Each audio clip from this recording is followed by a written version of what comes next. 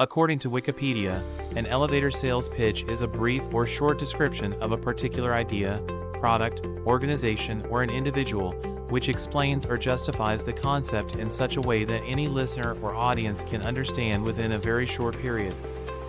This form of description gives a typical explanation of who the product or company is for, its relevance and function, how to go about implementing the idea, etc. And when giving an explanation about an individual, the pitch will explain one's skill and aims, why they would be solving a particular problem within a company or organization, etc. Elevator sales pitch reflects the idea of being possible to deliver a summary of an idea in the lifespan of an elevator ride, or between 30 seconds to 2 minutes.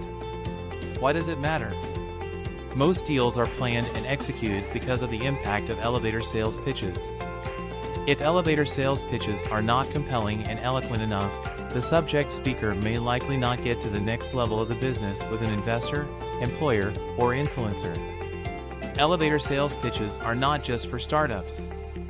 Mostly people seeking jobs should also develop the ability to have an excellent elevator sales pitch about themselves so that they will be able to tell the prospective employers about their skills, aims, qualifications, and requirements are in 30s or less. Any employee who has an innovative business idea should also develop an elevator sales pitch. You never know, you might be in the same room with the CEO. It might take some time to get the pitches right. The pitch is likely to go through various versions before becoming a compelling pitch that sounds natural and realistic during conversation. Listed below are the process of achieving a compelling sales pitch. Step 1.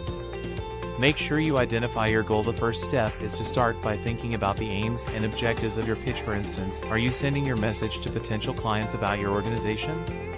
Do you have new innovative product idea in which you want the executives to be aware through your pitch? Or are you in need of a simple and engaging pitch that can explain for profession or expertise?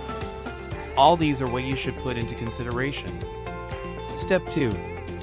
Give an explanation about what you do. Start your pitch by giving a full description about the function of your organization. Focus fully on the problems that you can solve and how you can help people. You can even add visual information or a statistical analysis that shows the main value in what you do and can do. Step 3. Connect your unique selling proposition. Your elevator sales pitch needs to connect to your unique selling proposition.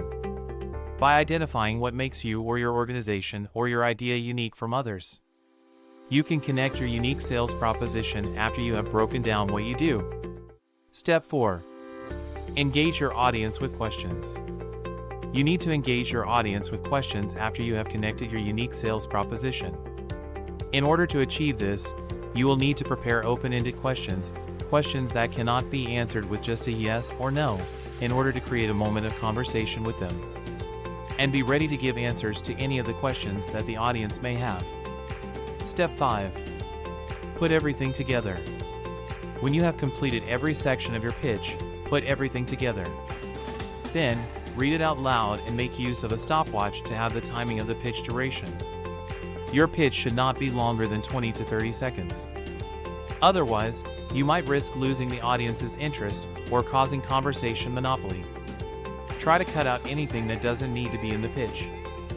Have it in mind that your pitch needs to be quick and compelling. The shorter the pitch is, the better. Step 6.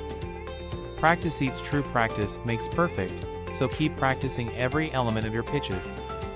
Make sure a goal is set to practice your pitch frequently.